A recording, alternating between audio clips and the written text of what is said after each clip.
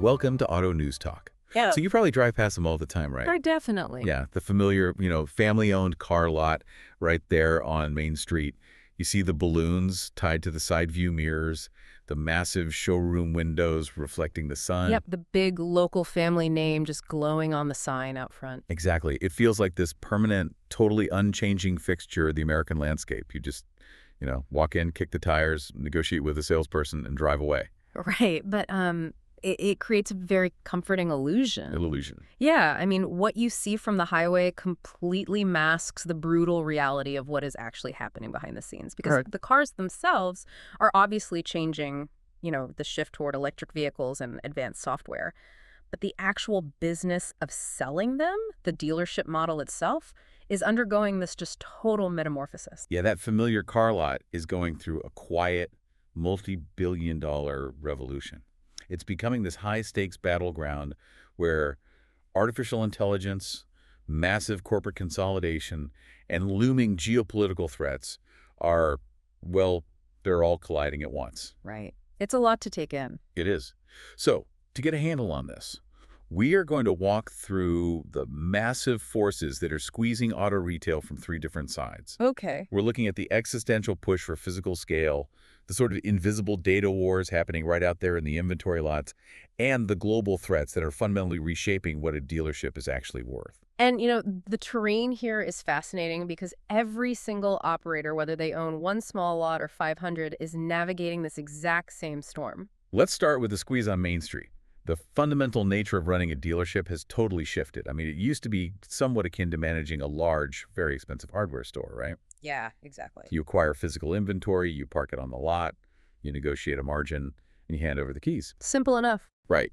But based on the push for digital retail and the massive infrastructure requirements of modern vehicles, well, it feels like a dealer is now trying to run an Apple store, a high-tech data center, and a commercial charging network, all at the exact same time. Oh, for sure. The capital required just to keep the lights on and stay compliant with manufacturer mandates is staggering. Yeah. I mean, you have to install specialized heavy-duty lifts for battery electric vehicles, commercial-grade charging infrastructure, and entirely new enterprise software systems. An independent dealer cannot simply absorb those costs easily. No, of course not. There's a detailed breakdown going around on how scale is reshaping auto retail, and it paints a very stark picture of this consolidation. According to the numbers, the top 150 dealer groups now sell roughly 27% of all retail and fleet new vehicles. Wait, really? Over a quarter of all cars sold are moving through just 150 corporate groups? Yeah. That is a massive concentration of power. It is. And those same groups own roughly a quarter of all U.S. dealerships. Wow. On the flip side, if you look at the National Automobile Dealers Association, data cited in that same breakdown, 90.5% of franchise dealers still own just 1 to 5 stores. Okay, so the vast majority are still small. Right, but that percentage is shrinking rapidly. Mega groups like Lithia have scaled massively, hitting tens of billions in revenue and operating hundreds of stores. We are even seeing companies like Carvana acquiring new vehicle franchises to build out hybrid online-offline strategies. The human element of this is what really catches my attention, though. How so? Well, the scale breakdown highlights the specific story of Sylvester Chevrolet in Peckville, Pennsylvania. Oh, right. This was a true Main Street store. I mean, they operated for 5 decades, 50 years of sponsoring local events, building deep community ties, operating under a single family name. Yeah. And they finally surrendered. They sold to a larger entity, Matthews Auto Group. Yeah, and the logic for the buyer there is purely about leverage. When a group like Matthews takes over that footprint, they aren't just buying a building. They are unlocking performance by layering in shared software tools, centralized accounting processes, and, just sheer purchasing power that a single, independent store could never negotiate on its own. Makes sense. They spread the massive costs of modern auto retail across dozens of locations, reducing the burden on any single lot. So for you, the consumer walking onto the lot, this might mean a much more standardized, slick, tech-friendly experience. Definitely. The digital paperwork probably flows faster, and the inventory selection is much wider because they can pull cars from a massive network. But those deep local relationships, like a dealer who knows your family and sponsors your kid's Little League team, That dynamic is definitely fading away. It is. The trade-off is basically efficiency and polish versus local intimacy. Yeah. The massive blind spot in this equation, however, is whether these mega groups will eventually hit a ceiling. What this doesn't answer is whether they'll face diseconomies of scale. Exactly. Will they become too bloated and bureaucratic to manage effectively, or will they face intense antitrust pushback from the automakers themselves? Oh, interesting point. Manufacturers rely on a fragmented dealer network to maintain their own negotiating power. They do not want to be dictated to by a single retail group that controls a massive percentage of their sales. Right. And when a mega group buys up 50 independent lots, they suddenly inherit 50 different, totally incompatible software systems. Oh, it's a mess. Scale actually creates a massive data nightmare. And that brings us to the second major force squeezing these operators, the tech and data arms race. Yes. I mean, it is tempting to look at this pressure and think a small dealer can just buy their way out of it. If you were feeling squeezed by Lithia or Carvana, why not just slap the word AI on your software, fire up a customer service chatbot, and just make millions? Right. Well, the industry buzzwords absolutely push that narrative. Oh, totally. But the reality on the ground is far more complicated. There's a really comprehensive piece of analysis out there on Votto and connected data that really grounds this conversation. It makes a compelling argument that artificial intelligence, without the proper digital plumbing underneath it, is completely useless. I want to pause on that phrase, digital plumbing. Because to the average person, a car dealership looks like one cohesive business. You walk in, you buy a car. Sure. But behind the reception desk, the software is usually a chaotic mess. Oh, absolutely. A typical dealership is running highly fragmented systems that were just never designed to speak the same language. Right. They have a dealer management system, or DMS, which handles the heavy lifting accounting, payroll, parts inventory. Then they have a completely separate customer relationship management system, the CRM, for tracking sales leads, emails, and text messages. And it doesn't stop there. Not at all. Add in separate appraisal tools, service lane histories, and website analytics. So trying to run an AI over that is like trying to build a skyscraper on a swamp. Exactly. If those databases aren't perfectly connected, the AI is just pulling fragmented data and generating conflicting advice.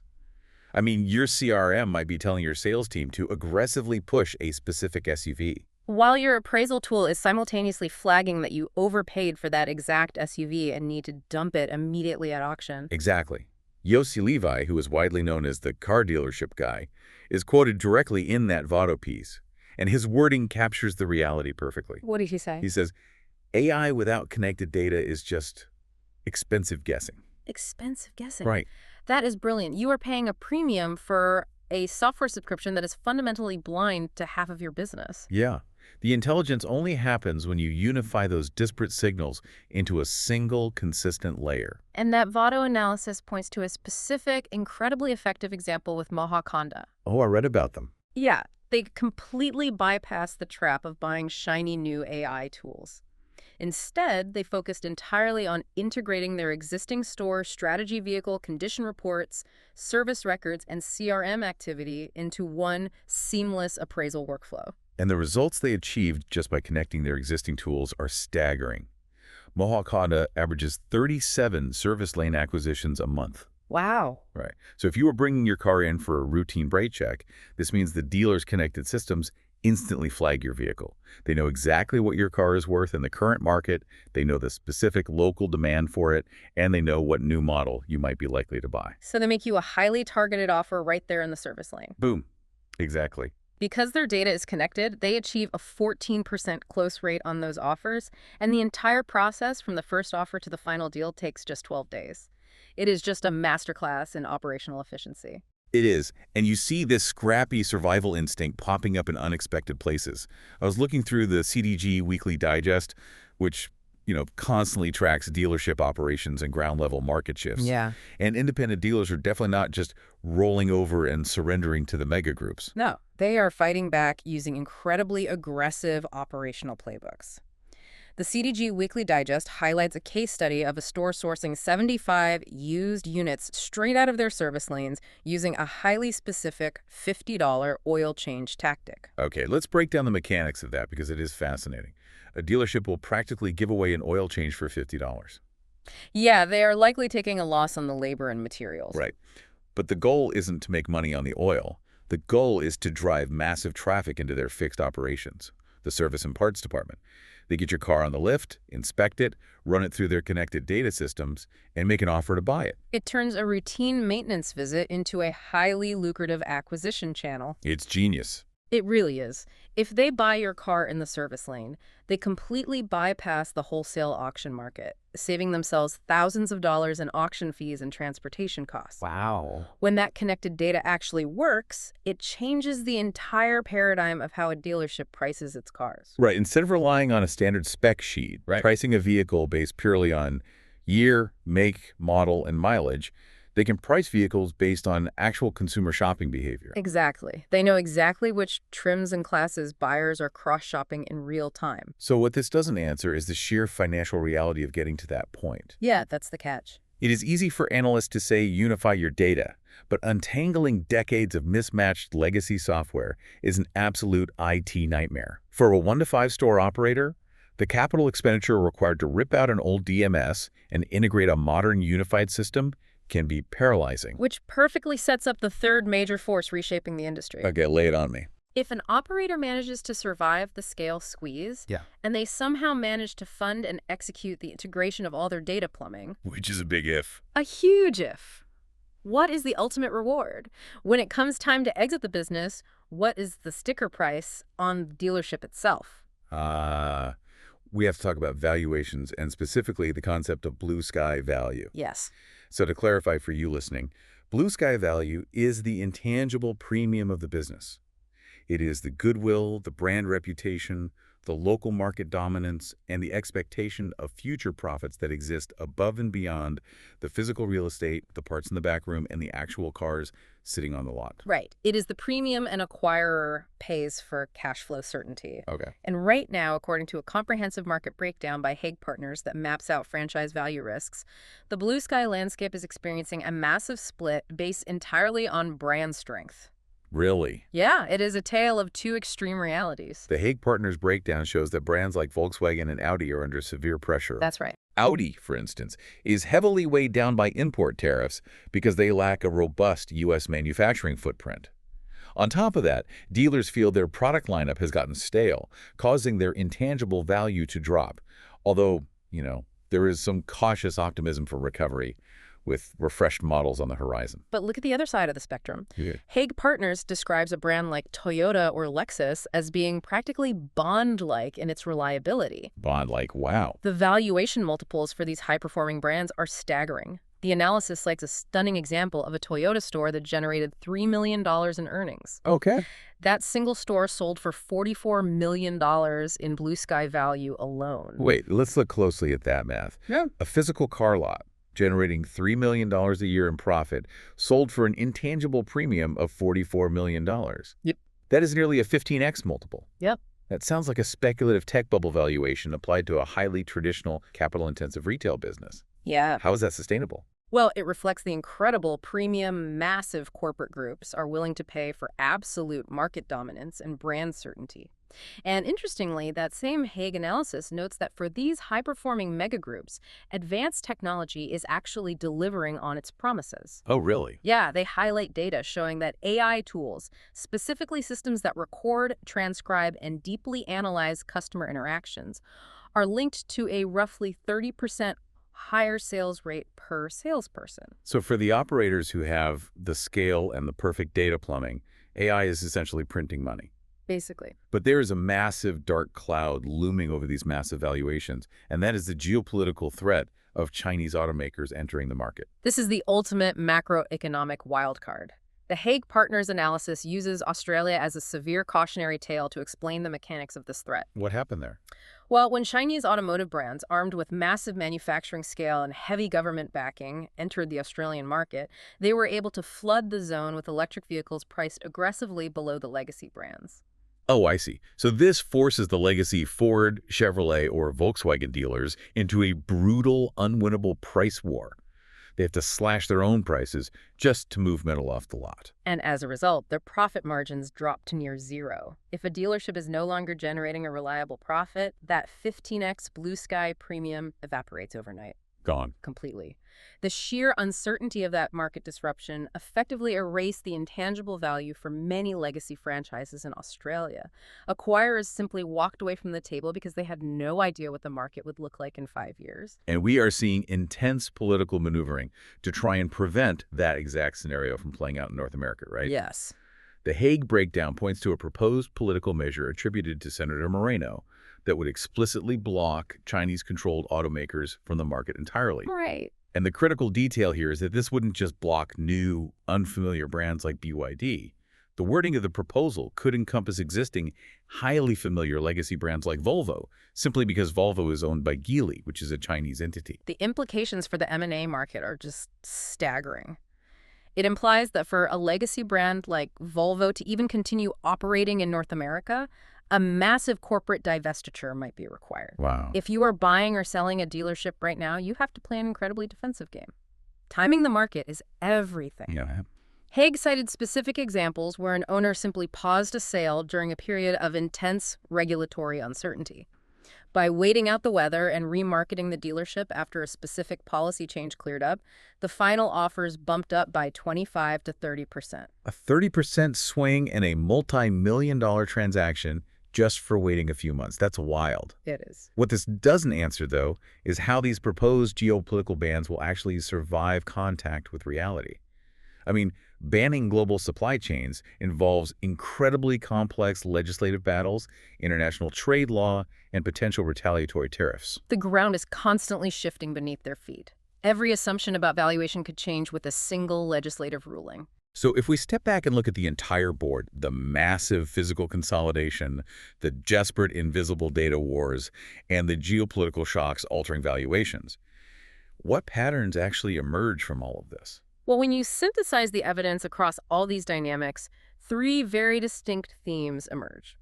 The first theme is scale as an absolute requirement for survival. Right. We see this heavily supported by the consolidation trends showing mega groups taking over a quarter of the market, and it is entirely reinforced by the Hague valuation splits, where premium, high-volume stores command those massive 15x multiples. It is an environment where you either get massive or you get out. Exactly. The second overarching theme is data acting as the ultimate competitive moat. This is supported by the Vado-connected data thesis, demonstrating how unified systems turn a service lane into an acquisition machine. Like that Mohawk Honda example. Yes, exactly. And it's also backed by the CDG Weekly Digest operational playbooks, which prove that whoever holds the smartest, most actionable local data ultimately wins the market. And the third theme. Macro unpredictability. Dealerships are highly localized businesses, but their survival is entirely at the mercy of massive outside forces. Yeah. We see this in the CDG tracking of fast-moving regulatory shifts, like the Federal Trade Commission cracking down on pricing transparency, or the National Highway Traffic Safety Administration enforcing new safety mandates. Oh, yeah. And of course, in Hague's severe warnings about Chinese market entry completely destabilizing franchise values. You know, what fascinates me is that within those themes, the evidence isn't perfectly aligned. There are some really sharp tensions between the realities on the ground. How so? For instance, you have the Hague Partners analysis highlighting that AI is driving a massive 30% boost in sales productivity for large groups. Right. But then you have the Vado analysis aggressively pushing back, warning that AI is practically useless, expensive guessing, unless you have perfect data plumbing underneath it first. That tension is the defining challenge of the decade.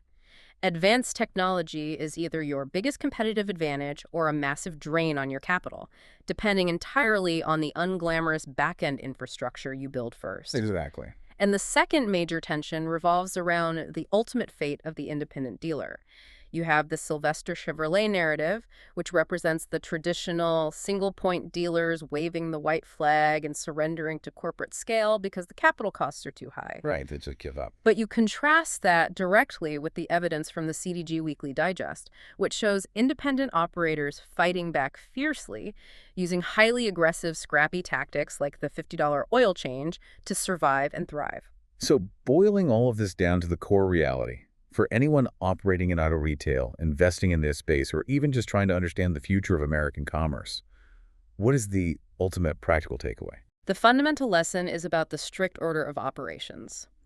Do not go out and buy a shiny new AI tool, and do not attempt to rapidly scale your physical footprint until you have successfully connected the basic data systems you already own. Yeah. You have to fix your plumbing before you try to build a smart house. Fix your plumbing first, because whether you are fighting off a mega group down the street or a geopolitical trade war across the globe, the stakes have never been higher. Well, thank you for joining us on this episode of Auto News Talk. It is a phenomenal landscape to analyze, and it changes every single day. And if there is one thought to leave you with, it is this. In the modern dealership wars, scale isn't just about having the biggest physical lot on the highway anymore. It is about having the absolute smartest data under the hood. For you listening, the crucial next step is to watch how these legacy brands navigate this massive, agonizing technology integration, all while trying to defend their blue sky value from the looming wave of global market entrants. Keep your eyes on the data. We'll see you next time.